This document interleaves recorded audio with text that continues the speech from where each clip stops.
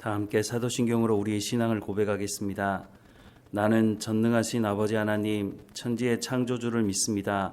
나는 그의 유일하신 아들 우리 주 예수 그리스도를 믿습니다. 그는 성령으로 잉태되어 동정녀 마리아에게서 나시고 본디오 빌라도에게 고난을 받아 십자가에 못 박혀 죽으시고 장사된 지 사흘 만에 죽은 자 가운데서 다시 살아나셨으며 하늘에 오르시어 전능하신 아버지 하나님 우편에 앉아 계시다가 거기로부터 살아있는 자와 죽은 자를 심판하러 오십니다. 나는 성령을 믿으며 거룩한 공교회와 성도의 교제와 죄를 용서받는 것과 몸의 부활과 영생을 믿습니다. 아멘. 찬송가 94장 함께 찬양하겠습니다. 94장 함께 찬양하겠습니다. 주 예수보다 더 귀한 것은 없네.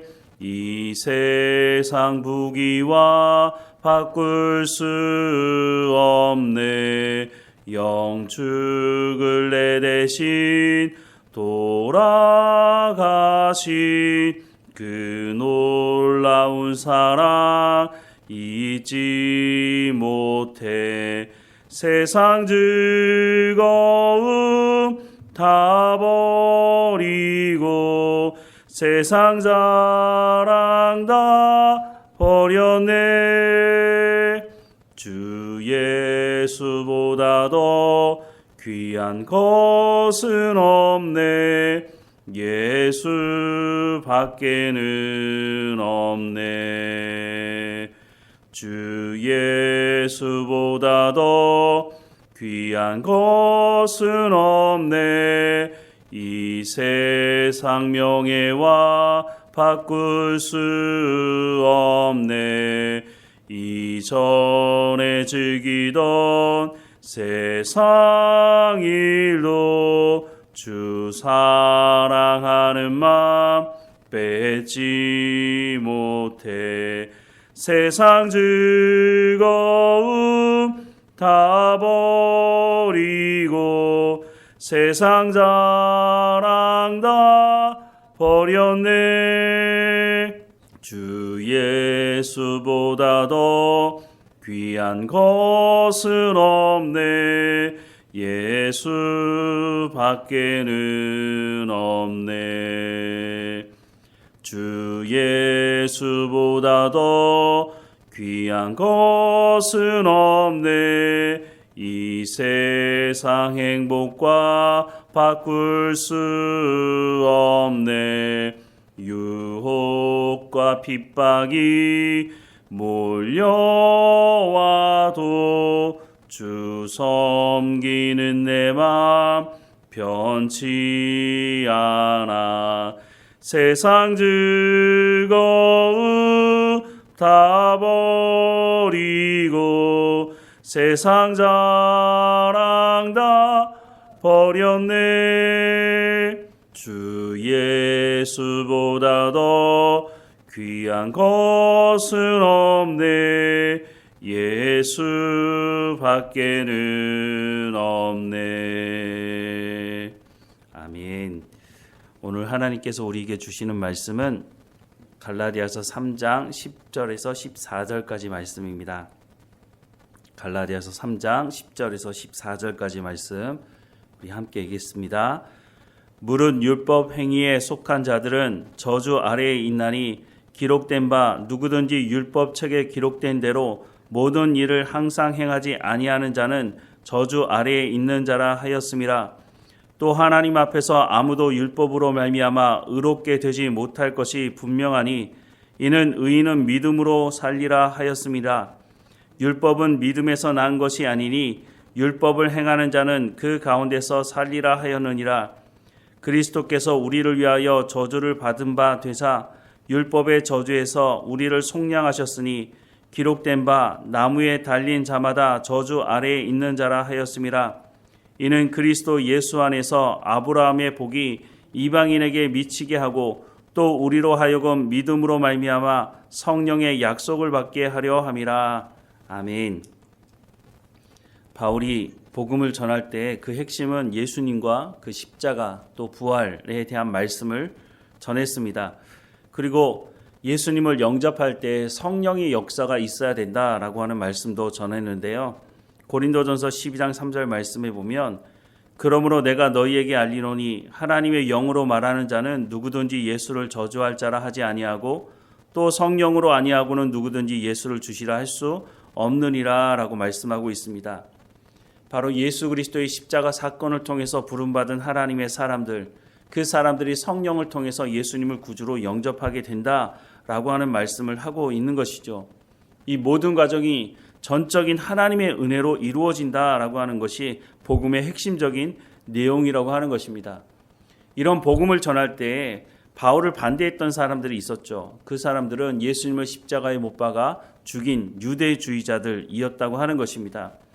이 사람들의 주장은 바울의 주장과는 달랐습니다. 이 유대주의자들의 주장은 율법을 행함으로 구원받을 수 있다라고 하는 것이었습니다. 더 나아가서는 율법이 우리를 구원해 주는 것이지 예수가 우리를 구원해 주는 것이 아니다라고 말한 것이죠. 물론 이 사람들이 예수님을 십자가에 못 박아 죽였기 때문에 예수님을 메시아라고 인정할 수는 없었겠죠. 그런데 그 전부터도 이들은 율법을 행해야 구원받을 수 있다고 말하고 율법을 행함으로 우리가 의롭다 칭함을 받을 수 있다라고 하는 주장을 했다고 하는 것입니다. 물론 그 말 자체는 틀린 것이 아닙니다. 그런데 문제는 율법을 온전하게 행할 수 있는 사람이 없다는 것이죠. 로마서 2장 6절과 7절 말씀에 보면 하나님께서 각 사람에게 그 행한 대로 보응하시되 참고 선을 행하여 영광과 존귀와 썩지 아니함을 구하는 자에게는 영생으로 하신다라고 말씀하고 있습니다. 성경에도 분명히 말씀하는 것은 율법을 완벽하게 지키는 사람은 하나님께서 구원하신다라고 말씀하고 있다는 것입니다. 그런데 문제가 뭡니까? 참고 선을 행하여 영광과 존귀와 썩지 아니함을 구하는 자에게 영생을 주신다고 말씀하고 있지만 온전하게 율법을 완벽하게 지키는 사람은 없다는 것입니다. 왜냐하면 모든 사람이 죄를 범하였음에 하나님의 영광에 이르지 못하게 되었기 때문이다라고 로마서는 말씀해주고 있다고 하는 것입니다. 물론 바울도 예수님을 만나기 전에는 이 말을 믿었습니다. 율법을 온전히 행해야 구원받을 수 있다고, 그래서 갖은 노력을 다하며 율법을 행하려고 노력하는 삶을 바울은 살았다라고 말합니다.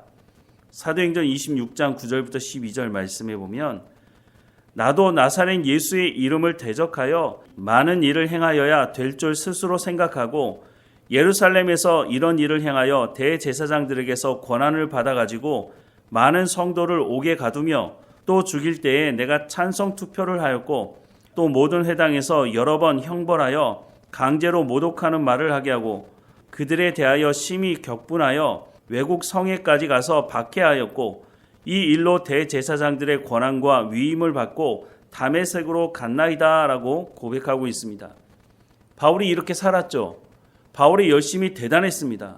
대제사장들에게 권한을 위임받아서 예수 믿는 자들을 잡아서 감옥에 가두기 위해서 다메섹까지 가지 않았습니까? 많은 일을 행해야 구원받을 수 있다고 바울도 그렇게 믿고 살았다고 하는 것입니다. 그런데 이 바울이 하나님 우편에 예수님이 계신다는 것을 보고 예수님을 만나고 난 뒤에는 완전히 변화된 삶을 살아가게 되지 않습니까? 그런데 이 바울도 조금 전에 말씀드린 것처럼 정말 율법을 행하며 열심으로 율법을 온전하게 지키려고 했다고 하는 것입니다. 그런데 그 결론이 어떠했는지에 대해서 로마서는 이렇게 말씀합니다. 로마서 7장 18절에서 24절 말씀에 보면 내 속 곧 내 육신에 선한 것이 거하지 아니하는 줄을 아노니 원함은 내게 있으나 선을 행하는 것은 없노라. 내가 원하는 바 선은 행하지 아니하고 도리어 원하지 아니하는 바 악을 행하는도다. 만일 내가 원하지 아니하는 그것을 하면 이를 행하는 자는 내가 아니요 내 속에 거하는 죄니라. 그러므로 내가 한 법을 깨달으노니 곧 선을 행하기 원하는 나에게 악이 함께 있는 것이로다.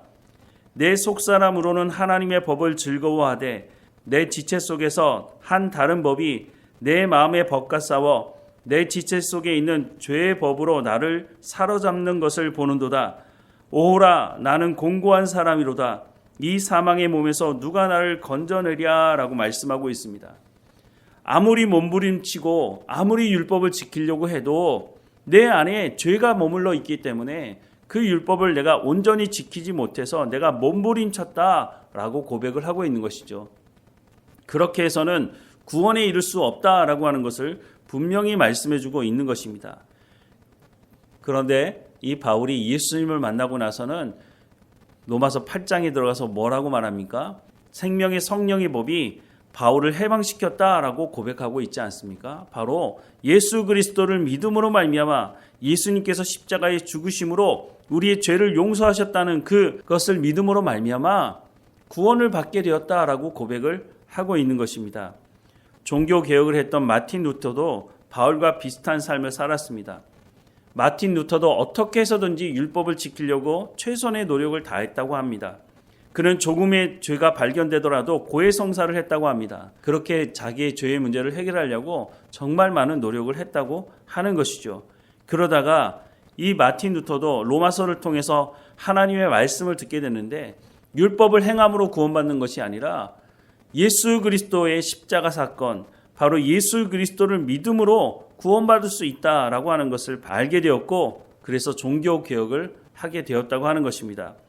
로마서 2장 17절부터 24절 말씀해 보면 유대인이라 불리는 내가 율법을 의지하며 하나님을 자랑하며 율법의 교훈을 받아 하나님의 뜻을 알고 지극히 선한 것을 분간하며 맹인의 길을 인도하는 자요 어둠에 있는 자의 빛이요 율법에 있는 지식과 진리의 모본을 가진 자로서 어리석은 자의 교사요 어린아이의 선생이라고 스스로 믿으니 그러면 다른 사람을 가르치는 내가 내 자신을 가르치지 아니하느냐?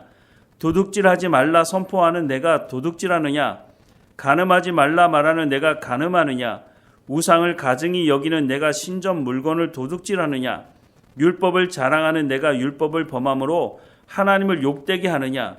기록된 바와 같이 하나님의 이름이 너희 때문에 이방인 중에서 모독을 받는도다 라고 말씀하고 있습니다. 율법을 온전히 행함으로 구원받을 수 없다고 하는 것을 거듭 반복하고 있다고 하는 것입니다.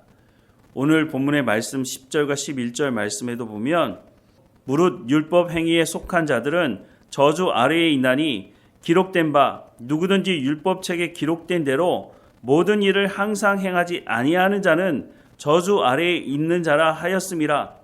또 하나님 앞에서 아무도 율법으로 말미암아 의롭게 되지 못할 것이 분명하니 이는 의인은 믿음으로 살리라 하였음이라 라고 말씀을 하고 있습니다.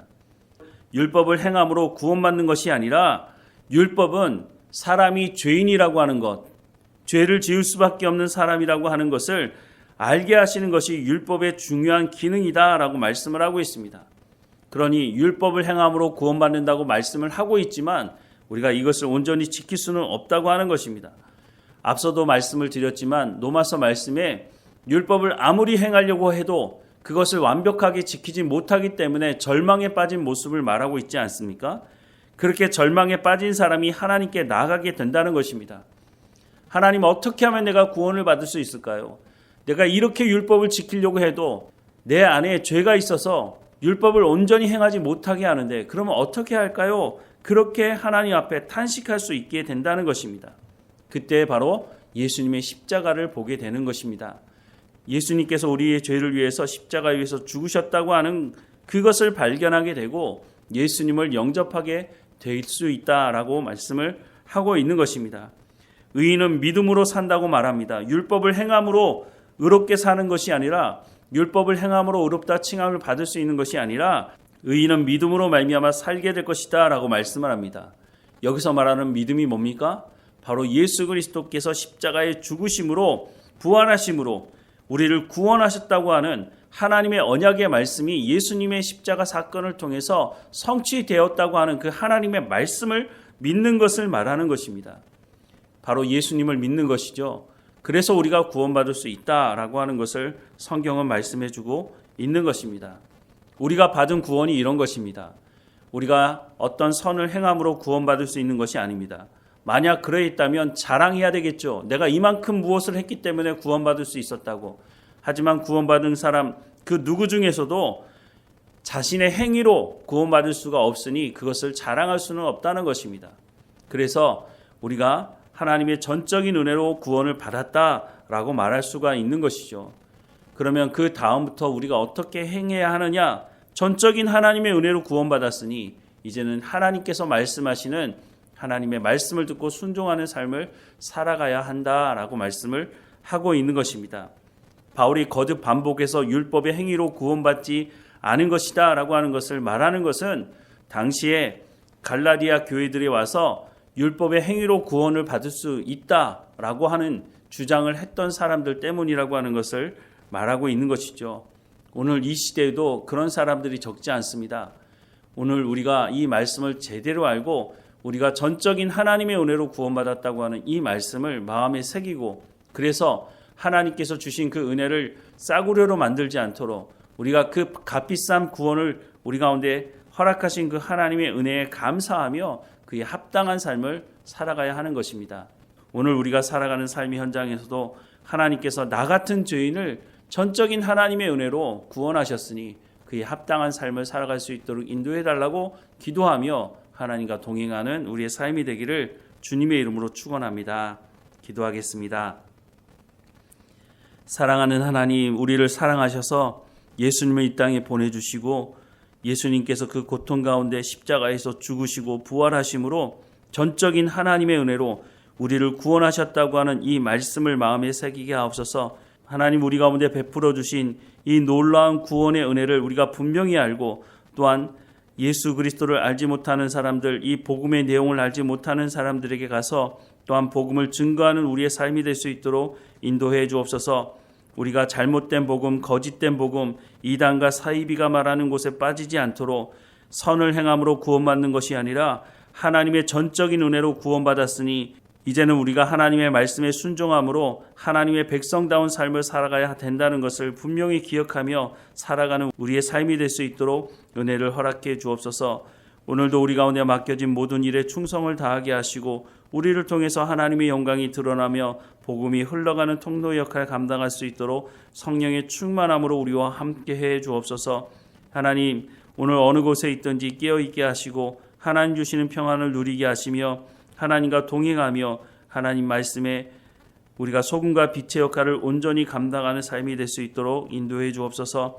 우리의 자녀들 어느 곳에 있든지 하나님 지켜주시고 우리 가운데 베풀어 주신 그 놀라운 구원의 은혜를 우리의 자녀들도 깨달아 알게 하시고 우리의 자녀들이 이 세대를 분별하며 하나님의 백성으로 살아갈 수 있도록 은혜를 허락해 주옵소서. 늘 우리와 함께 하시는 하나님께 감사드리고 예수님의 이름으로 기도드립니다. 아멘. 하늘에 계신 우리 아버지, 아버지의 이름을 거룩하게 하시며 아버지의 나라가 오게 하시며 아버지의 뜻이 하늘에서와 같이 땅에서도 이루어지게 하소서. 오늘 우리에게 일용할 양식을 주시고 우리가 우리에게 잘못한 사람을 용서하여 준 것 같이 우리 죄를 용서하여 주시고 우리를 시험에 빠지지 않게 하시고 악에서 구하소서. 나라와 권능과 영광이 영원히 아버지의 것입니다. 아멘.